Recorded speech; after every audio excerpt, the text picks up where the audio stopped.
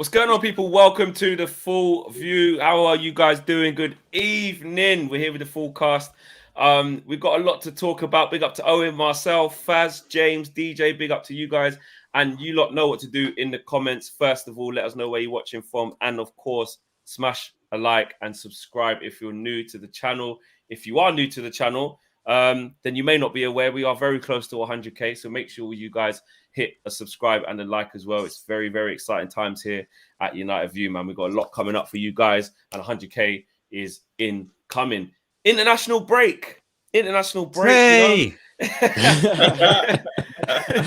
It's international break. Owen's buzzing about that. Obviously, he enjoyed the 2-1 England win yesterday. He was buzzing about that, you know. A lot to get our teeth into. Some interesting games. It's when players go off, you know, they play for the national teams. They maybe enjoy their football a little bit more, maybe feel a little bit more wanted, maybe understand their role, a little bit more. Do you know what I'm saying? It's what happens. And usually at Man United, it's where a player goes off and says something and everyone gets annoyed. We've got a little bit on Ten Hag as well, a little bit about what his United vision could be. Some reports basically saying that it's not about money for him. It's not about big transfers. It's about the vision. And the reason why Manchester United are leaning more towards him is because of the project side of it. The fact that he could stay for a long time and really build. And it's not necessarily about the funds. So I want to talk about that as well. And in general, how everyone's feeling. Obviously, the international break has not finished quite yet. But obviously, after midweek, we will then turn our attentions towards a massive game against Leicester. Or if you think, like a lot of people, there's not a lot to play for this season, not a massive game against Leicester, just another game. So let's talk about it. First of all, we have got in the house Caribbean going on inside, Trinidad and Tobago. Big up to you, Kenton.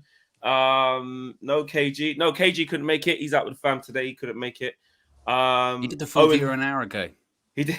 That is typical KG, innit? He would have definitely forgot the clock's moved, innit? He was there. He had a great talking point discussion with himself an hour ago. He was dropping bombs. He's going, where is everyone? I'm on time.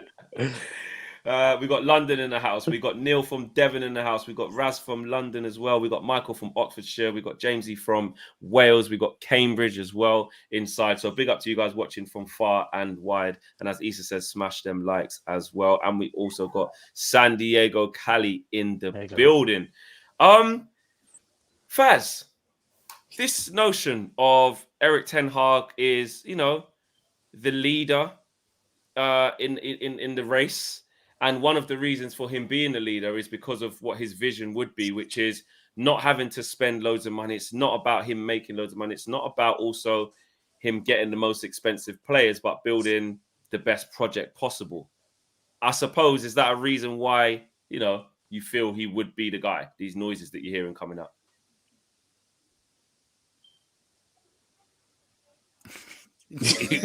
Standard. I knew I was on mute.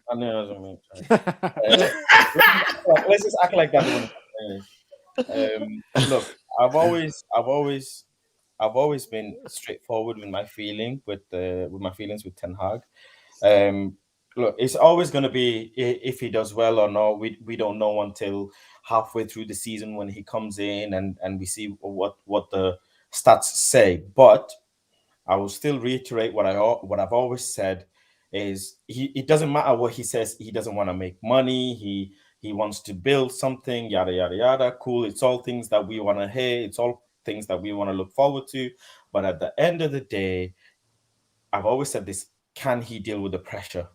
Can he deal with the demands? We right now want to build.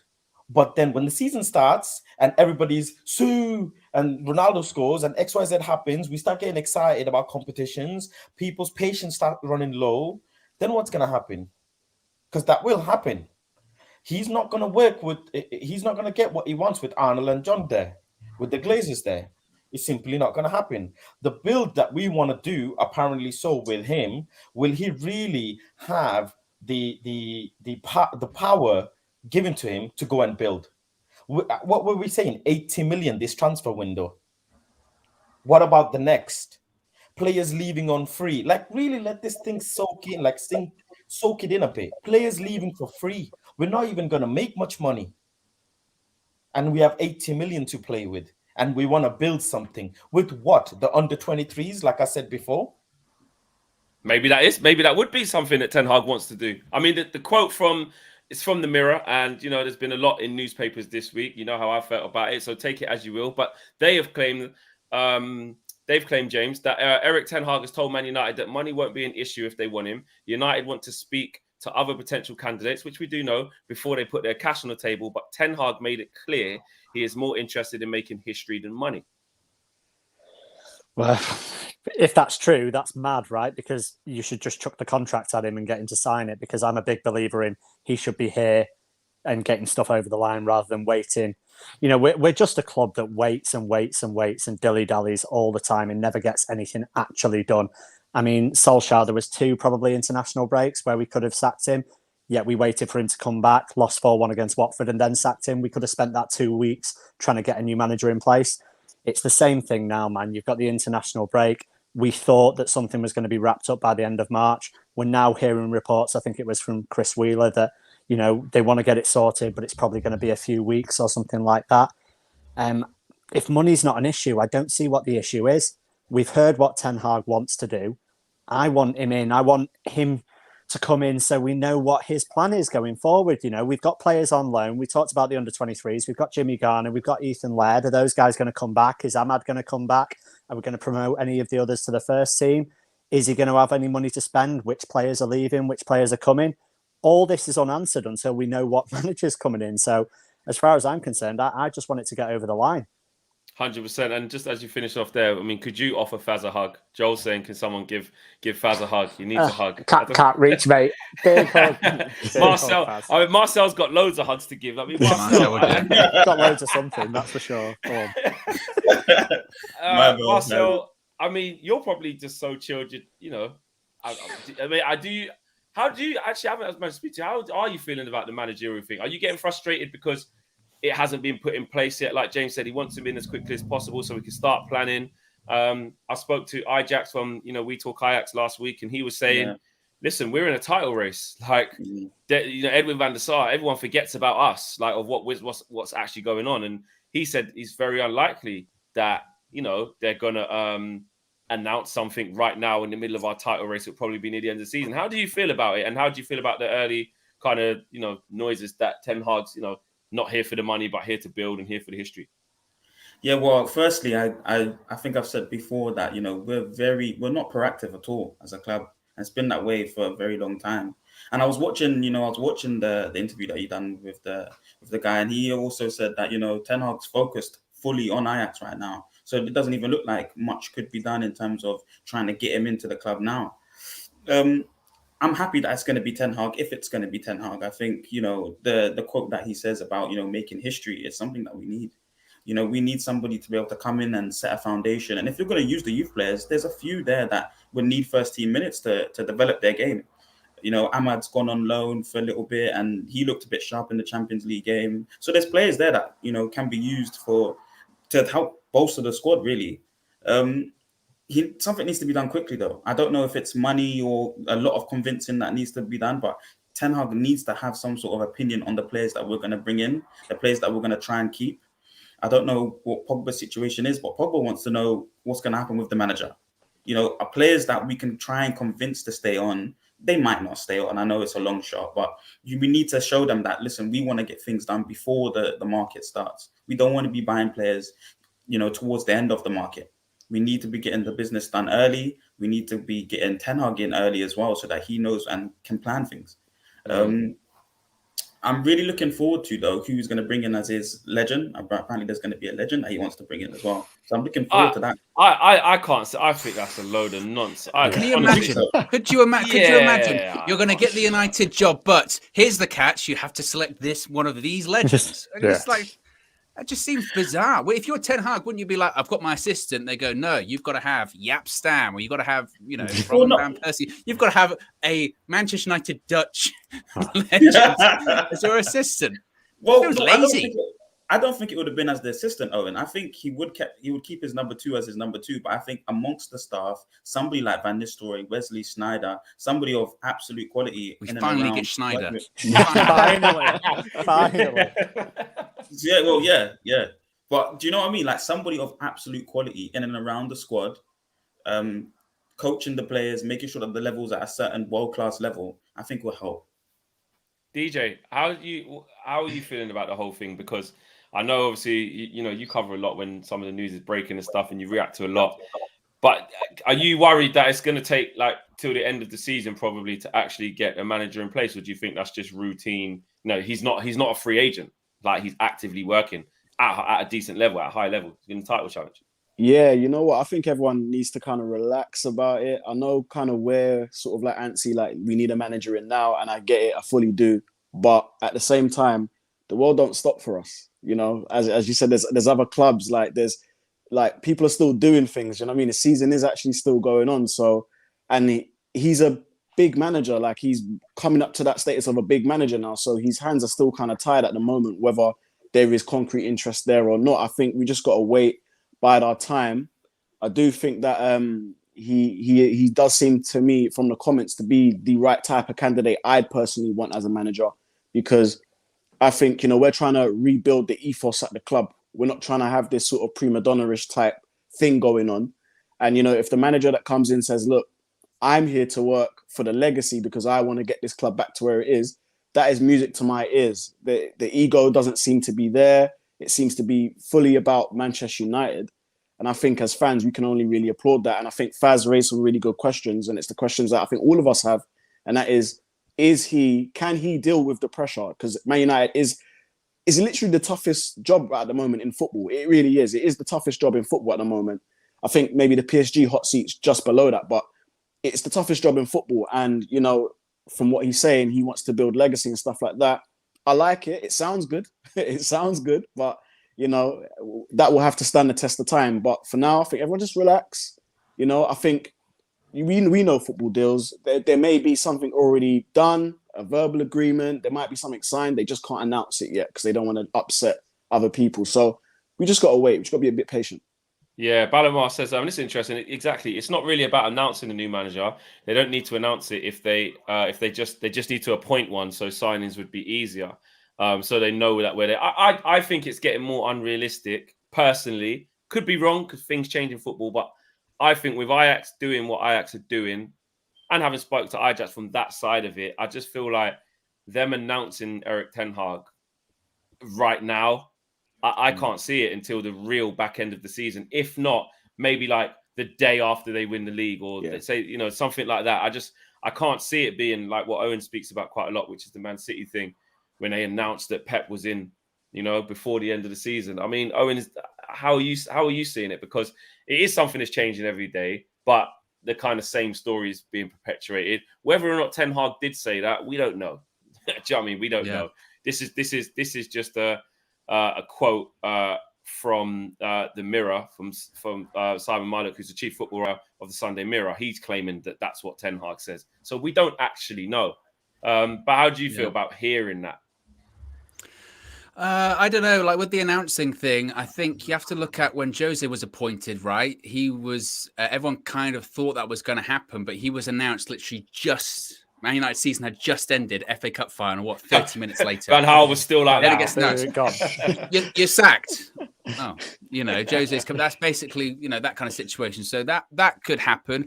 I'd have to be somewhat realistic and realize that the reason they're looking for a new manager is because we haven't been very good. And this idea, I understand we are one of the biggest clubs in the world, but as DJ kind of points there, other clubs aren't going to stop their season for us, especially if they're doing better than us. I think that's what makes me laugh with the whole Luis Enrique thing, right? Man United are really interested in talking to Luis Enrique. He's not interested. They got a World Cup at the end of the year. Like, what's he going to do? Abandon his country? That's just not going to happen. Same with Ten Hag, right?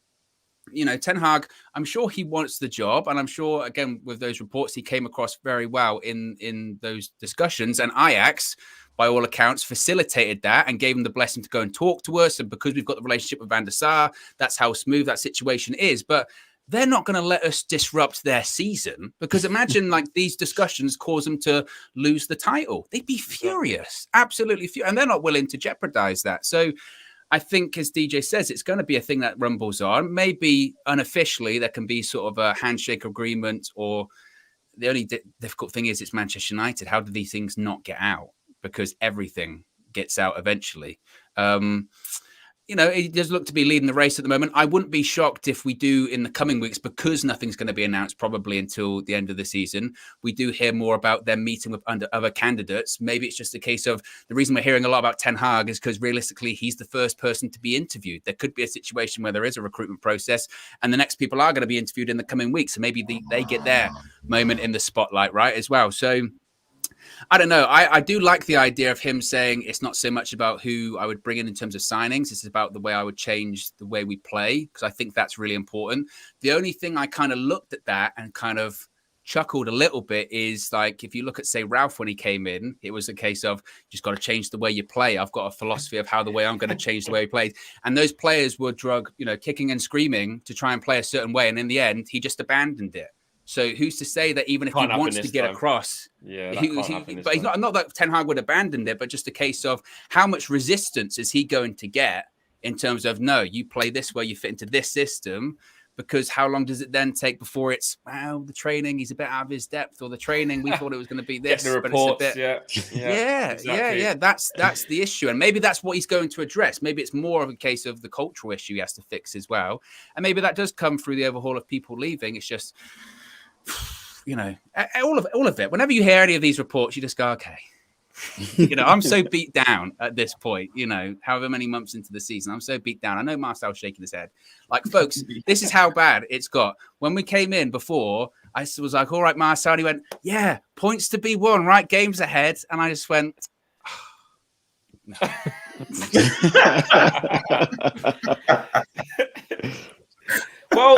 Well, do you know what? Away from the Ten Hag thing, let's talk about the present, because we are in the present, and the international break is going to finish at the end of this week.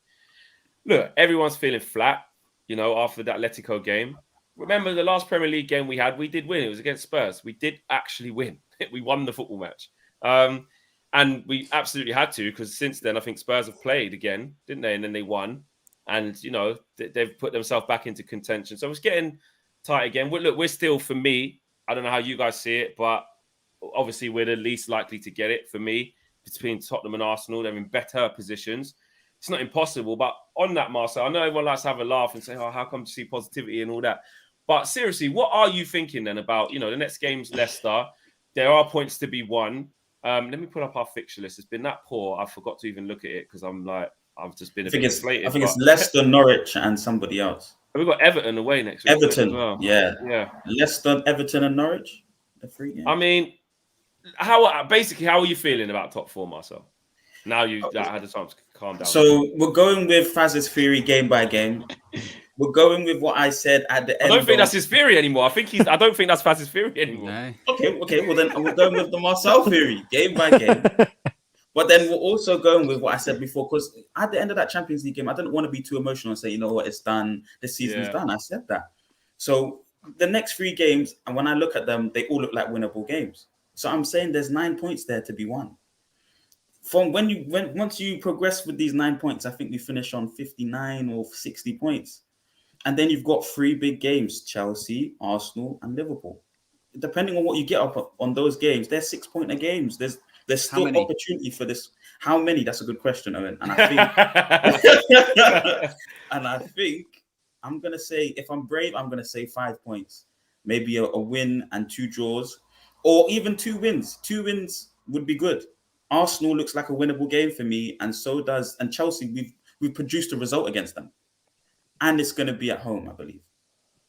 Arsenal, I think, is a definitely win, but Liverpool, it's a long day. I'm not going to say it's not a long day. It's a long day against them.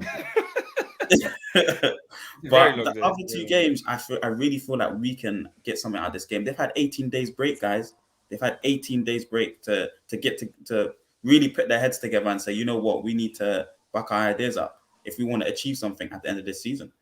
So we've had breaks before, Marcel. This is why this was my anger when I saw people getting angry that they went on. When they're after Atletico and they had the week off, the rest of the week off, and people were like, I can't believe they've had the week off. It's terrible. Just get on the training pitch. It's like, they've been on the training pitch. They've been on the training pitch all season. What has it done? like what are those extra days going to make? And I understand that would be very defeatist and giving up, and I suppose maybe it is, and I understand Marcel's point to the extent of, like, you never know what could happen, right? We are still talking about an Arsenal side that are inexperienced, and look, historically they drop points, and those kind of things can happen. But that's one thing. If it was just a case of Arsenal slipping up, I could say, well, maybe. But it's also a case of us capitalising on it. I don't trust, looking on what we've done so far this season, I don't trust us to be, I tell you what, we're so on form that we're just going to pick up, if they slip up, well, we're going to be right on the tails. No, we're not. We haven't been in any sort of form this season. I don't think we've put together 5 wins. And I think Arsenal have gone on to do it now. Tottenham have gone on to do it, I think. But even Arsenal have gone on to do it now. We still have an opportunity to do that, one. And two, how much time has Ralph really had with the team in terms of training? At the beginning, he didn't have that much time. COVID, injuries, the breaks in between. It's only now that he's really had a lot of time. Marcel, I can't lie. Marcel, I can't even lie. Like, I always say it, yeah. Whenever anyone asks me, don't you think United can maybe get top 4? I just say, look, I know these guys. I know them. Like, I know them. Like, you know what I'm saying? Like, I know these guys. They're very unreliable. They're very hot and cold. And right now, we are freezing cold. Yeah. Yeah, we got the win against Tottenham. Yeah, but I just think Leicester are going to cause United problems. Yeah. They're going to cause us problems, right? Yeah, beat us early this season. This is what I'm saying. Marcel, I respect it. Yeah. I respect it. But I know these men. These men are unreliable. Yeah. They're like workmen that come to work with no tools. Oh, yeah, where's your, like you go to school, where's your pen? Oh, yeah, I left my pen. So, like, how are you not going to come to school with a pen? Like, that's United right now. We're just not going to, I just don't think we're going to do it. So you've got the optimist and the pessimist here. So you've got a good balance here. Faz. You got 5 pessimists. Faz, has Marcel got a point, though, that if we can get 9 points, and just keep them in them games, Arsenal have to play. Let me get their fixtures. Chelsea and us, I think the same. Marcel's got it already. Spurs. They can play Arsenal, Spurs. Well, look, but it has to go in the next 3 games. Arsenal got Palace away, Brighton at home, Southampton away. While we got them 3 winnable games. And then after that for Arsenal is their next 3, which is the Chelsea away, then us at home, then West Ham away. And then they still got to play Spurs that'll get fit in. It's like they're trying to pencil it in at the end of the season to make like a real spectacle of it. Basically, is there hope, Faz, is what I'm asking you. The last time we beat Leicester was in 2020. Do I need to say any more? Please, guys, I'm sick of this. Like, am I the only person in this world that actually lets information soak into my brain? Last time we beat Leicester is in 2020. Records are there to be broken. Records are there to be broken. Thank you very much, Lex. Thank you. Really think this squad, this what DJ said, this workmen who don't turn up with tools, you think they can? Okay, maybe we beat Leicester. Everton are struggling and dying for points. They're gonna come in guns blazing. They're gonna come like, this is a team we can collect points from. As Matry says, Leicester are in bad shape though. Yeah, Matry's right. Leicester. So we're winning. But we're Man United though, man. We drop the ball every time. Yeah. We drop the ball every time when there's a game we should be winning.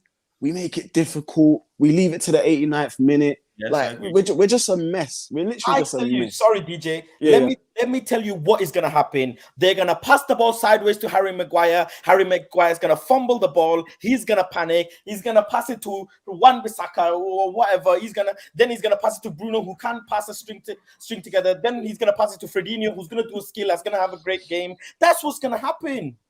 So will we win? Once all that happens, will we win though? We win, exactly. Some of those games we win like that. Yeah, and matches we win. You know what? Yeah, don't you guys think? I don't want top 4. I said it to Flex. Remember, I don't want it. I don't want top 4. I actually just want some decent bit of football, some decent bit of chemistry, some decent bit of communication. I just want some decent bit of communication, and then just see out the season. I don't want top 4 to get knocked out again next season. If you really want to build, let's not get top 4. Let's just see it out. Let's chill next year. Let's do the building process seriously, because as soon as we get Champions League next year and this Ten Hag guy comes in, he's gonna have a freaking shit show and panic when 75,000-80,000 people every week in week out going at him. That's the question. Add an extra 5K into Old Trafford. I think that is a good point. And you think about it, like last season and a half under Ollie, when we were doing, say, our best, is when nobody was in the stadiums. Don't you think that speaks volumes? That actually the first full season where there's people back every single week, what happens? We revert back to type, which implies that there is some kind of pressure managing problem, isn't there? That suddenly, when you've got to play in front of 78,000 people every single week, or as Faz says, 80, whatever, then suddenly you crumble again. That speaks volumes too, does it not? And that's why, again, I love Marsell, okay? I love the positivity. I appreciate it. I wish I was that positive, but we were chatting before and he was saying, Man United, they can beat anyone on their day. What day?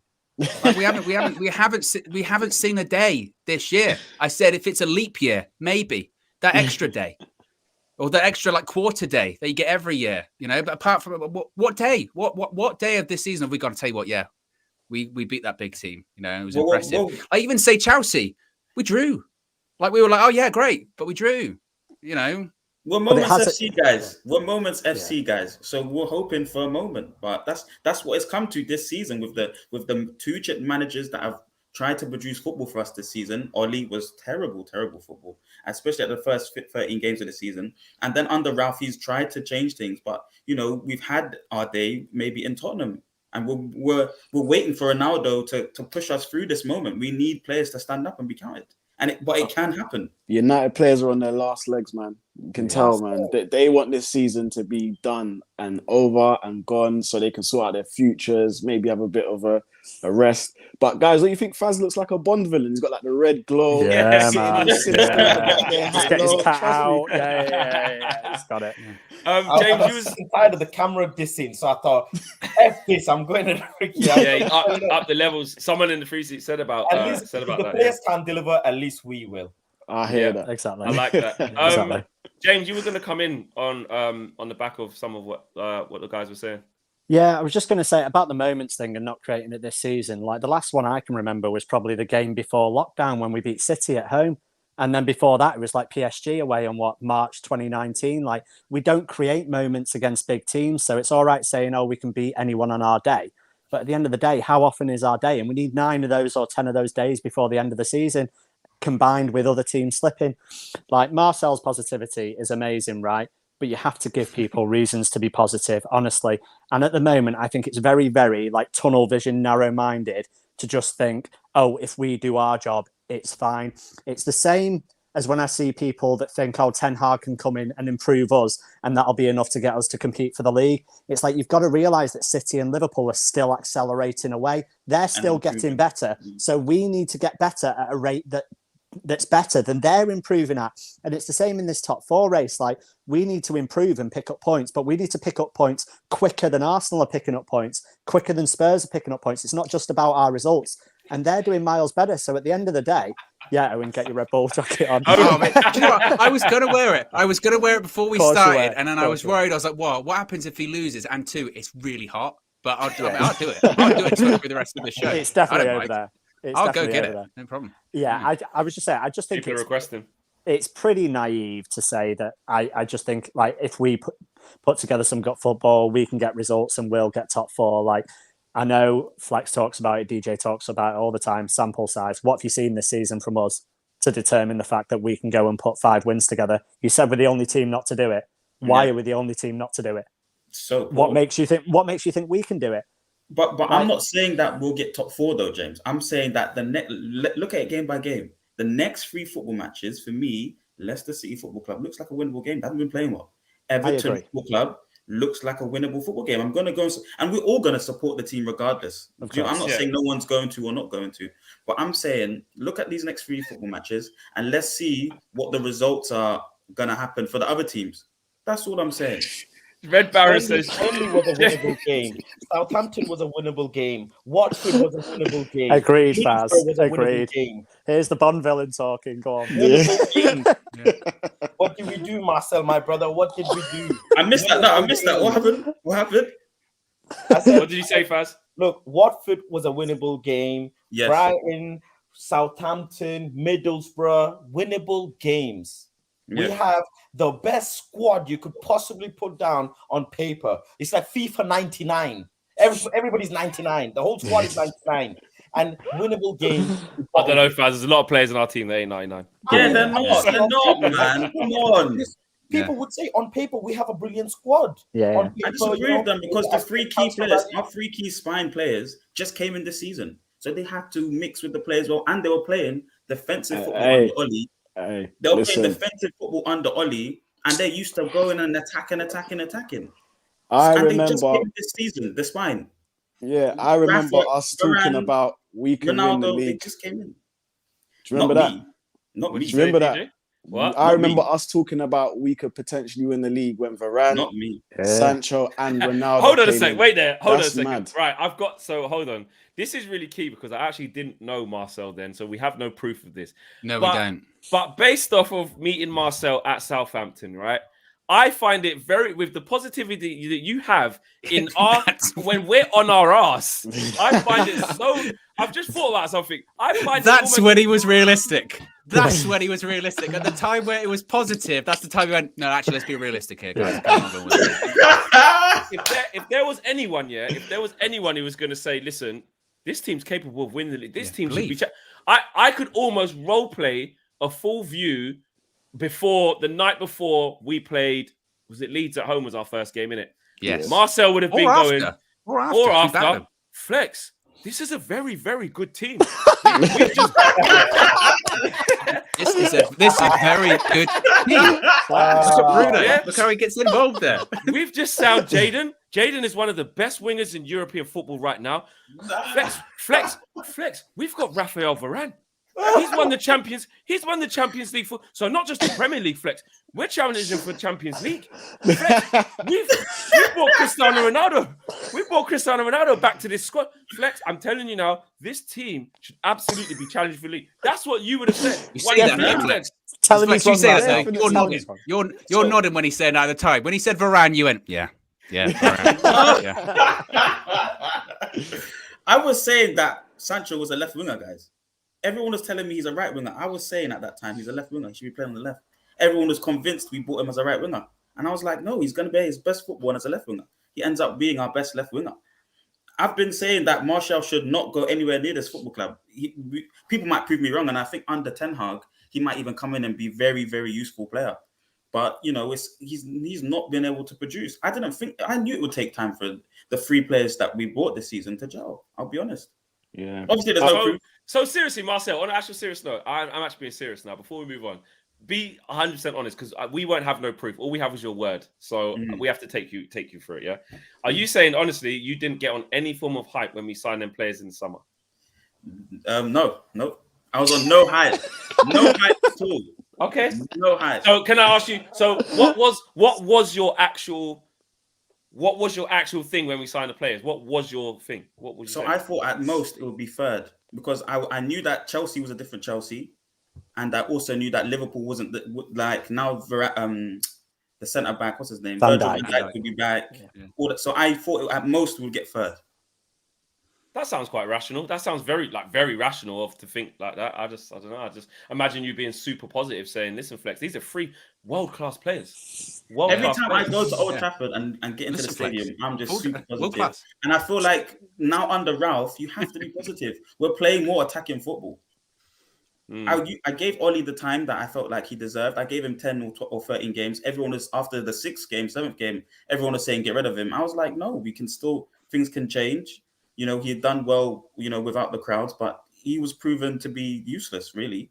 Now Ralph's come in. We're playing a bit more forward-thinking football. There's positive things to look at, man, honestly. Lux Hill says, it sounds very Marcellish. New word, Marcellish. Yeah, and I enjoyed your Marcel impression. I enjoyed your Marcel impression. There. Yeah, it was good. Very good. Very good. On point still. That's what I thought. That was good. Very good. I don't know, when you speak to people so often, you kind of you get it. You get it. Faz, Luke Shaw. He did an interview. He did an interview with England. He did an interview with England. And let me know what your take is on what he said, because Some people have, really gone to town with it. Some people are not happy with it at all. Some people are saying, well, he's stating the obvious, of course. He's not happy at Man United. It's not a nice place to be. And when you go away to international duty, it feels better or whatever. Just in case you need reminding for you guys at home as well. Luke Shaw said this after England's 2-1 win. It's always important to feel like you're wanted. And I think especially here with England, I always feel that. I'm not saying I don't at United, but here, the way things are, I feel wanted and I enjoy my football. He also goes on to say other things. And I feel when you watch the whole interview as well, it gives a bit more context to it. But some people were literally, going in on him saying he's forgotten about all the fans calling him Gilberto Carlos. He's, only last year we were lauding him. And now, when he can't handle a bit of pressure, gets a bit tough. He's not getting games. He goes away to England, which is the comfort zone, the happy place. And he feels great. Other people are saying, yeah, well, what do you expect the guy to say? Man United has been shocking this year. Who would want to go to work in a horrible environment? How do you see it? I have detached my emotions from any player in Manchester United. I don't feel sorry for them. I don't feel any emotion towards them. Nothing. Him saying, oh, I feel at home in England. Of course you do. It's your national team. You're always going to be feeling wanted there if they give you a call up. You're buzzing when they call you up, but you're not buzzing when you get the start-up call for freaking United. You won't be, because you're performing shit. Whereas when you're representing your country, you're only going to be representing your country once every God knows how many times in a year, or how many times every 2 years. So obviously you're going to be buzzing and you're going to be going full force. It's just how it is. And the whole country supports you, no matter which club fans they are. Everybody supports you, right? Man City fans, Arsenal fans, everybody's going to support you because you're playing for the country. It's just, what he's trying to do, he's trying to basically say, I don't get the love in United. No, I don't care how he's put in words, but when a player says something like this, it's blatantly obvious. And yes, he isn't getting the love in United because you're not performing. Yeah, I'm serious, you're not performing. What do you expect us? Why in football do we babysit footballers? Yeah. I swear to God, I'm sorry, guys, I'm gonna go off, but I'm sick of it. I don't like babysitting you. You have the best possible facilities, life, XYZ, whatever you could think of, and you want us to feel like babysit you. Oh my God, you're fuck that. Yeah. Yeah. Yeah, I agree, man. You know what you did when you put the pen to the paper when you signed for this club. If you didn't want that type of thing, fair enough. Go to Championship, go to League One, go to non-league, go wherever else. Mm-hmm. But for me, this is what I demand from my club when they're charging me X amount of money when I'm paying for the season ticket. I expect a certain amount of service. And when I don't get that service, I'm going to complain. Just like if I go to a restaurant, if I go to a hi-fi restaurant and I don't get the service, I'm going to complain about the service. Am I not? Basic, generic thing. He doesn't feel wanted, and that's all down to him, not us. Would you argue, Faz? Would you argue with that interview though? I don't know because I didn't see the actual interview. I saw the quotes and I saw the answer and all that kind of stuff. But one is assuming here that he was probably asked a sort of a leading question of, do you feel sort of wanted in the England setup? And that he actually said, I watched it, and the interviewer said, for you though, it's got to be about enjoying your football to play well, though, isn't it, Luke? Sort of thing like that. He didn't actually say anything like, do you feel wanted? Yeah, he didn't actually mention the word wanted. What he actually said was, do you feel it's a bit of a thing though, isn't it, Luke? It was quite a casual interview. He didn't really ask like strict questions. It was like a bit of a thing where you need to be enjoying your football though to play your best football though, Luke.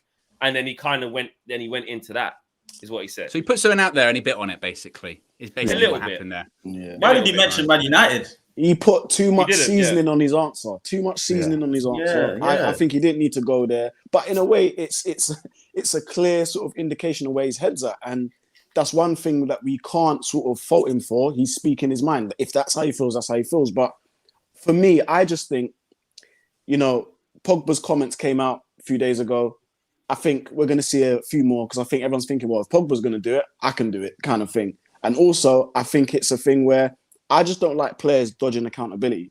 Luke Shaw wasn't taken out of the team because he was playing amazing for us. He wasn't taken out of the team because he was providing so much assists. He was taken out of the team because he wasn't playing very well. And at Manchester United, yeah, they may have their own opinion about the club, but Manchester United is a big club. And if you're not performing in the first 11, Ranić, who I think has done a stellar job coming in, by the way, he's not having that. Like, if you're not playing well, you're going to be sitting on the bench. And that is it. And I think these, I wouldn't say new school players, but these players now, I think they've been sort of, you know, babied a lot by Ollie, especially in Ollie's tenure, that now when a real hard back manager comes in and is saying, listen, you're not playing well, you're sitting out, it's like mentally and emotionally, they just can't handle it. They can't deal with it. And I think that's an issue. And I think, you know, if Ten Hag does come in or whoever comes in, that is something that needs to be stamped out of the club. When my players aren't playing well or they're on the bench, I don't want to hear them bitching and moaning on international duty when they get a bit of free time. I want them saying, you know what?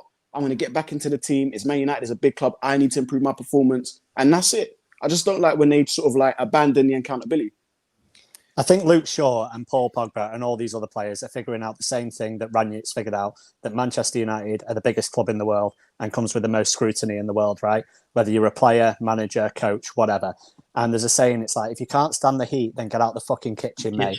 Like, literally, get out the fucking kitchen, because you don't belong here. You're a top level, elite level sportsman. If you can't cope under pressure and you want to throw your toys out of the pram every time a bit of pressure comes on, then get out, mate. You weren't complaining, like Flex said. Roberto Carlos, all this, had a great season, was up there for player of the season one season. Like, you weren't complaining then. You're now complaining now. You weren't asked a specific question about Manchester United. You brought Manchester United into it. Pressure scenarios should bring the best out of elite competitors. Yeah. You look at when world records are broken, right? They're broken in the Olympics. They're not broken when you just go to your meet down the road. They're broken when you peak for a specific thing, right? I've just signed up to a show. I'm aiming to peak my physique at a certain point in the future. And that's an amateur thing. At the elite level, you've got to perform on the biggest stage at the perfect time. And if you can't do that, you don't belong at United, mate. So you know where the door is. Yeah, I just want to add as well. Let's not forget when Luke Shaw gained a lot of weight 2 seasons ago. No. And then he turned it around and he came back, did he not? So he does. Yeah, with the support, when people were basically what you're saying, Faz, when people were getting onto him, he showed the mentality to be able to, with the support of the fans. Yeah. He does have it in him. So where is this baby feeding, babysitting mentality in my club coming from? Where is it coming from? Do you know what? Why is Rashford asking for minutes when you're not performing? Yeah. Why is Luke Shaw saying I don't feel wanted when actually he's not performing well? Why is Wan-Bissaka sulking? You know why? Yeah. Why does these type of things happen? Because it's inside. It's inside our whole changing room. Something's going on in that changing room where a manager, whoever it is, needs to come in and individually each player actually coach the player's mindset. Yeah. Forget the footballing ability. We know they all have, moments, footballing ability, whatever. We need to coach a mindset into these players more than anything. Yeah. Do you know what, guys? Yeah. You know what? Sorry to jump in quickly, but one thing I want these United players to do is kind of look at Ronaldo's history, especially when he was at United, because one thing that I took from his whole sort of career at United was that, if we all remember, when he first started for United, he was so talented. But there were so many holes in his game, and he was literally getting picked on by the fans. Rival fans were hating. Yeah, literally, he was getting, the hatchet men were out for him on the pitch constantly. And what Fergie used to say was, even though he would be sort of like attacked by other players, they'd come flying in because he'd mega player, and then they just didn't like it. He'd pick himself up and he'd go run back at that same defender again and again. And I remember people saying, "Oh, he's a show pony." People were writing him off. I remember that famous quote. Keane came out and said, "Ronaldo, Rooney, they're not ready." And what did he do? He literally worked on his craft. And that's one thing I've noticed about certain footballers. Yeah, they have the talent to get them to the table, but they don't have the staying power. They don't have that hunger where, you're going to be staying late after training to work on your game. Do you know what I mean? Under scrutiny, under pressure. So, hopefully new manager comes in, we can kind of build a new sort of, ethos and environment there. WJ Barrett says, loving the show, guys. Each talking point has been dissected excellently. Big up. That's what you're always going to get here on United View. Good balance talking about everything. Marcel, so the guys have had their say there and been quite critical of Luke Shaw. From the other side of it, is it not another reminder as well, though, of what the mood of the football club is like, in terms of, it's almost like, I get everything what the guy's been saying there about the pressure that comes with it, and you've been part of that negativity. You've been part of that downhill spiral because we're not performing. But on the other hand, it does show you how toxic the club is, where the players just can't wait to get out to go on international duty. I mean, Paul Pogba said something similar, didn't he? He said, you know, in his comments that I can't wait. Going to the French team is like a breath of fresh air. It helps me get confidence, helps me get into a groove. So basically, I can come back to United and try and do something. I have a role where I understand where I play, etc., etc. The common denominator is the club, as well as people like the lads are saying there, the accountability. But do you think it also shows from, let's say, the player point of view, that the club is not great right now? It reinforces that fact that it stinks. Like Patrick says there, the club just stinks, Flex. Yeah, 100%. I think, you know, we've been saying it for a little while, and people have been saying it from fan cams, you know, that the club just rotten. It's just quite simply rotten from the top to bottom. So, you know, you're going to see that manifest itself on the pitch at times as well. But, you know, we've been saying players are just a bit spineless. You still need to have those characters. You know, Faz is talking about someone needs to come in. It's like a Roy Keane character needs to come in and really speak to these guys and really put the fire in these guys. There's no fire and hunger in these players. So regardless of the fact that, you know, they don't have the right coaches, some coaches, you know, managers don't know what coaches are doing there and so on and so forth, and the structure's not right, players should still be able to go out there and perform. But like we've been saying, you know, it's hard. Like, as fans, we want them to give us something, a reason to support them during the games, a reason to be following the club. And, you know, when they're not able to produce anything or they're looking lost, you know, at the end of the day, the manager can do everything. But if those players go out there and they're not able to put his vision out on the pitch, enforce and impose his game, it just, you know, players just start looking lost after about 60 minutes, Flex. So it's definitely a spineless kind of thing. Where's the leaders on the pitch? You would think Pogba would be a leader. He's a World Cup winner. But it's like none of these players are able to turn around the game or understand each other's game well enough to produce results. And I mean, so that's why, Marcel, why are you so positive? Because that being said, why are you so positive? Because no, I'll tell you why. Because at the end of the day, we've got Ten Hag coming in, and things are looking on the up. It looks like Ten Hag. Yeah, it looks like Ten Hag. But like, you can only go down so far before the next step is up. That's how I look at things. You say that, Marcel. But then on the flip side, you can still keep going lower. There's always lower. there's always lower than rock bottom. No, as we were talking about it, which earlier, right? Mentality problem or an inability to deal with pressure. Crowds come back and suddenly we're back to underperforming. Back to square one. Needs too much, and that's the problem as well. And I think it's funny, we're talking about accountability earlier. We've seen a couple of people. Rashford said it. Pogba said it. You know, it's difficult to get form going. It's difficult to be consistent when you're being moved around to different positions. And me and DJ were talking about this the other day. But it's the chicken and egg principle, isn't it? It's like, if you were so consistent, you wouldn't be moved around all the time. If you had like 2 or 3 games where you were just unbelievable in that role, you would stick in that role. You know, and it's a case of you're so inconsistent that you're having to be moved around. It's not a case of you're being moved around. I don't know, because all of that, like we were saying before, to me, we've heard it with Rashford as well. And it's not a case of me trying to dig in on Rashford or anything. But what have we heard so far? Oh, it's because I didn't have a preseason. It's because I wasn't been playing my right position. It's because I've been in and out of the side. Eventually, you do have to look at yourself. Eventually, it has to be inward and say, what something I'm doing isn't right. And I can blame coaches and I can blame people and I can do whatever. But ultimately, it's got to come from within. It's famous, isn't it? We're talking about Ronaldo earlier on in his career. It was an interview they did with Roy Keane. It's like the day after Ronaldo came on against Bolton for his debut. And they go, Cristiano Ronaldo came on, won a penalty and all that kind of stuff. And Roy Keane goes, yeah, it's 20 minutes. Like it was 20 minutes. Typical rookie, You know, but it's true. It's true, and I guess maybe that's the problem that we have nowadays, even as fans. Is that if someone has a good 20 minutes, we go, "They had a good 20 minutes. That weren't bad." But what does it all mean at the end of the season? What have we really achieved from all of that in the end? And the answer is really nothing. And I think that's, again, where the players have to start looking into themselves and saying, okay, maybe, obviously, there are way bigger problems at Manchester United higher up in the club. We're aware of that. But can the players fix that? Can the players fix who owns the club? No, they can't. You know, what they can fix is their own performance. And what they can fix is what they're saying on international duty. I have some sympathy with Paul Pogba, it must be said, because people say, oh, he always talks on international duty. But given the treatment he's got from the British press this week, why would he talk to the British press? Like, why? You know, he feels far more comfortable talking to the French press, and I don't really blame him, to be honest with you. But yeah, they have to look into themselves before they start looking towards others, in my opinion. I want to put a question to everyone here, viewers and you guys. How many players in our whole squad do you think play for the shirt? Literally think about how many players actually turn up to their job to play for their shirt. Like, they take pride in their job. They wake up in the morning, say, oh my God, I play for this club. I'm a player of this club. I'm going to give my 110% until my lungs are burning. And then I'm going to come back home, rest, and then do the same thing again tomorrow. Marcel, how many? Bruno Fernandes is definitely one. I disagree. Yeah, no, I agree. Bruno Fernandes. It's your point. You agree with himself. I would maybe say, for Manchester United Football Club, maybe just one, and Ronaldo too. I think Fred McTominay. Fred's up there. Oh, Fred McTominay. Fred and Scott. McTominay. Guys, about 5, mate. About 5.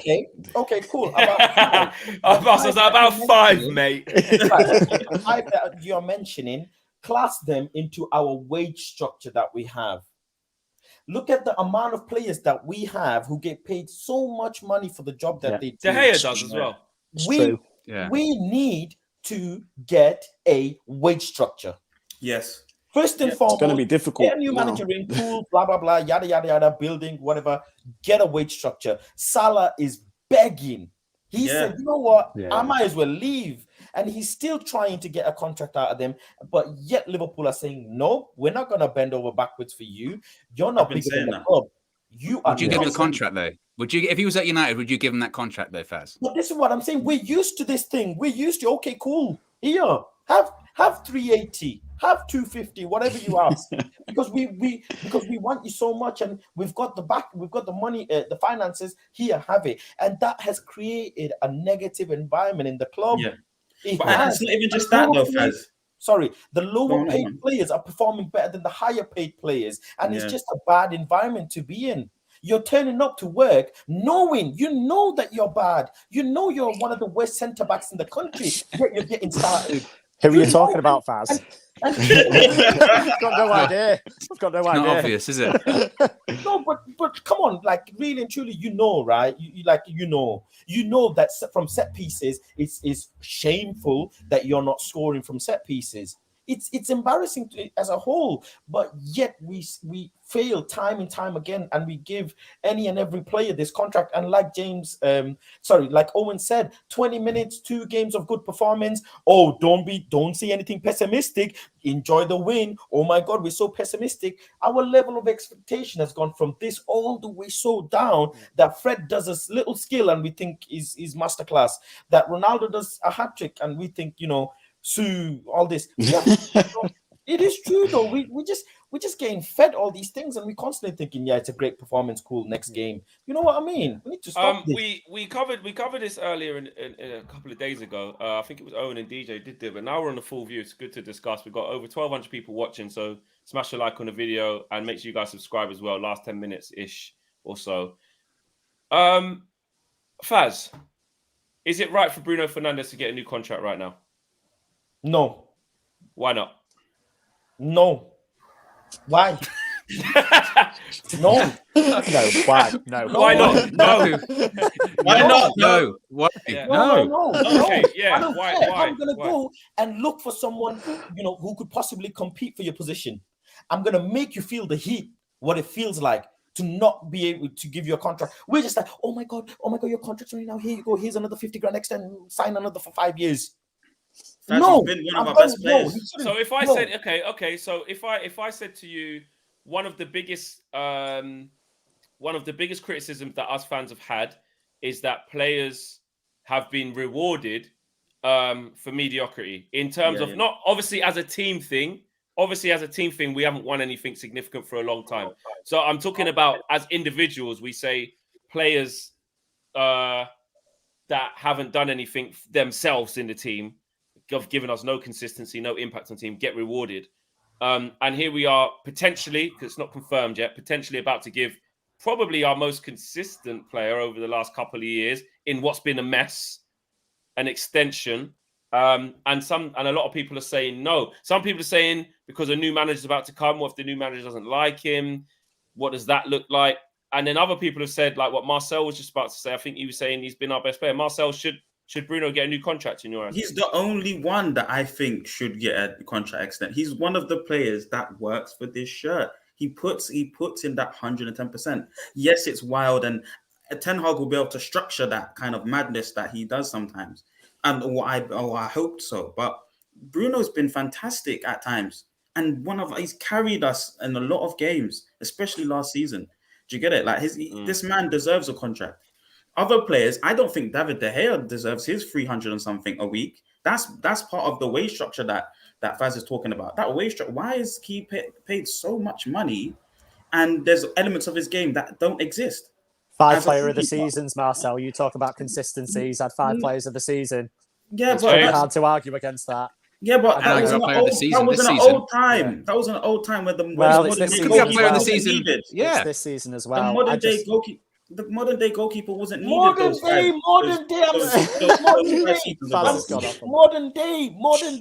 Go and get me a modern day goalkeeper that you can find that could. There's more than one way of playing in a modern day. Well, I didn't hear your point there, Faz, because you was a lot of it was. Sorry, Mike. I'm sorry, but I'm done with modern day. I'm done. I'm sick. My ears ring. I'm in my sleep. I'm thinking modern day goalkeeper. I'm sick of it. Modern day keeper. Okay, well then let's break it down then, Faz. What do you think David De Gea is then? Is he good at the problem? First and foremost, he's not the problem. Bruno Fernandes missing penalties, freaking not performing game in, game out, running around like a headless chicken, missing empty net, and you give him a 5-year extension. Why don't we ask the goalkeeper on the panel? Yeah. No, well, I don't think he's the only one problem, and nobody in the club is one singular whole big issue. Nobody. Yes, that's why I agree with James when he's talking about Eric Ten Hag's not going to magically fix things. Nobody has said that, or definitely I haven't. But that man will bring the structure into the club. What he wants to implement in football will help Manchester United. It's what Manchester United, I think, in my opinion, fans want to see: the attacking football, the progressive football. But James. James, should he get a new contract right now, Bruno, before the end of the season? Before a new manager comes, before the end of the season, should Bruno Fernandes get a new contract at United? No. What should happen? It should just be left for a little bit for another year or so, or you're saying let it run down and try and sell? What are your thoughts on him then? What should happen with his contract? Bruno Fernandes is a polarizing player, right? Like he has fantastic stats and we can't really argue that. His playing style is inconsistent, but he does produce numbers. He's not going to be at the favour of every single manager. So it very much depends who comes in. We've said numerous times, does he get in a Pep Guardiola team? No. Who does Ten Hag want to play like? Pep Guardiola. So there is some chance that a manager comes in and doesn't really fancy Bruno Fernandes. There's also just the fact that there's bigger things going on at the club at the moment than how much money Bruno Fernandes is paid. We need to 100% wait until a manager comes in. And then you just say to Bruno, you're like, listen, we understand you want a new contract. I've seen your wages. It's not like, to be frank, he's massively underpaid compared to a lot of the squad, and he has a right to be going and approaching and asking for a new contract. That I agree with. That's the problem you've got, yeah. Yeah, but that I agree with. I've got no issues with that. He is clearly underpaid, but now is not the time to sort out a contract at all. So he should be willing to accept that the club has other things to sort out. That should be put on the back burner. When the manager comes in, it's something that he can discuss with the new manager and the importance of him in the plans going forward of the club. But at the moment, it's not the time to be self-important and discussing Bruno Fernandes. We need to discuss Manchester United. But I think that leads on to something. Oh, sorry, go on. No, I was going to say, I was pretty much what me and DJ were saying the other day, actually. The reportedly, according to like Romano and stuff like that, they've been negotiating since July. So they've been negotiating for a while. And these breakthroughs in the talks came, last week? Surely logic would state that he's going to have had the discussion with those people negotiating his contract of, look, who's the next guy going to be? Because I'm going to commit my future to the club for 5 years. Who's the next guy going to be? Do you think then he has an inclination as to who it's going to be? And maybe even in the recruitment process, they've spoken to Ten Hag. Do you reckon they would have said, because I've said this before when it comes to like Ronaldo and other players as well, part of the recruitment process has to be, how do you get the best out of Ronaldo? How do you plan on getting the best out of Bruno Fernandes? If they say to Ten Hag, if it is him in the interview, how would you get the best out of Bruno? He goes, this is what I do, this is how I play him, all this kind of stuff.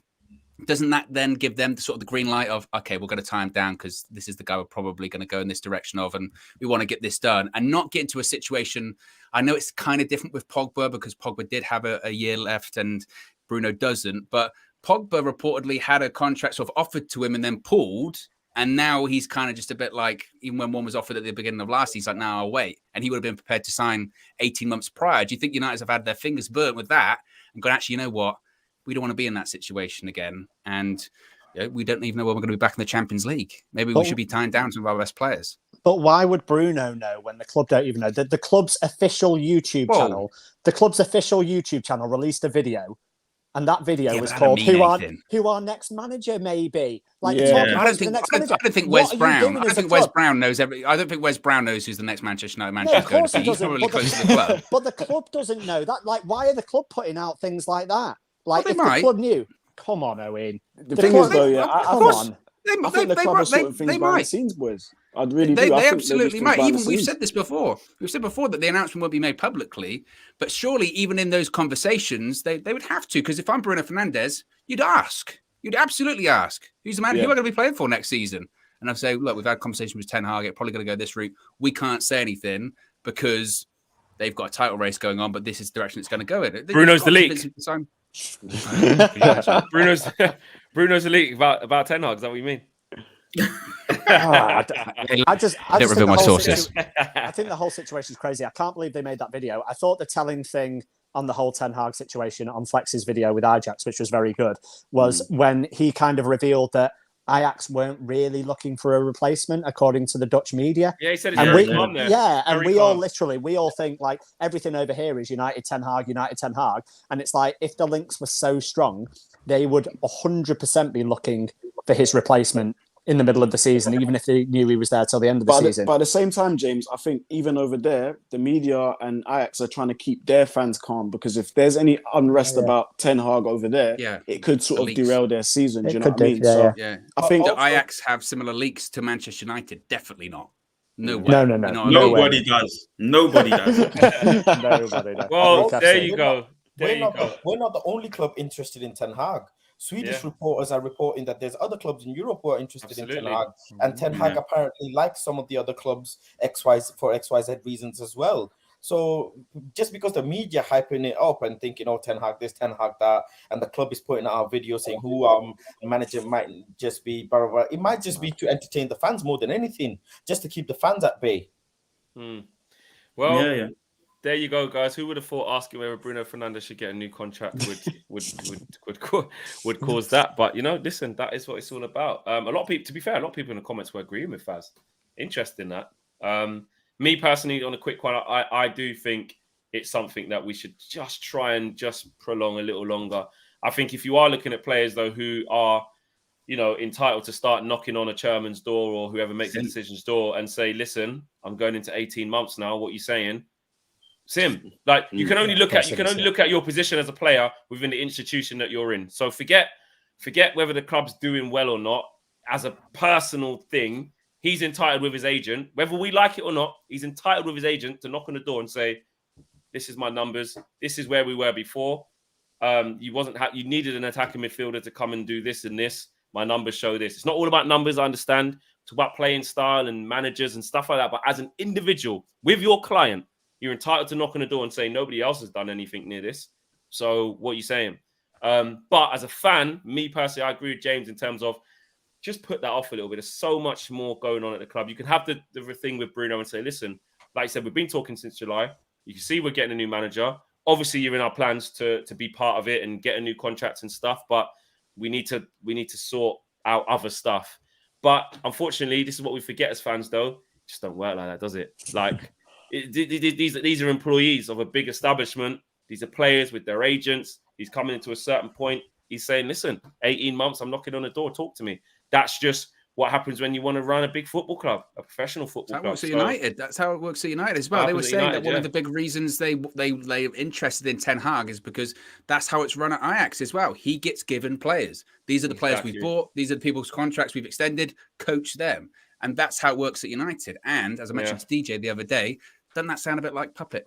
That sounds puppet-like, doesn't it? You know what I mean? That which shows how ridiculous that whole puppet term is. It's ridiculous. Yeah, because basically like you said, any manager's going to come in and basically fall in line. Exactly. Yeah. You do your job. Guys, wicked show. Make sure you guys smash a like on the video, subscribe if you haven't done. We had a lot of fun tonight. It was it was definitely a lot going on. Lively cast. That's what happens. That's why the United View is what the United View is. We will have our say. Regardless of whether we agree with each other or not. Big up to you guys in the comments. We'll see you all again very, very soon. Make sure you guys check out everybody on social media as well. We're out of it. See you guys very, very soon. Peace.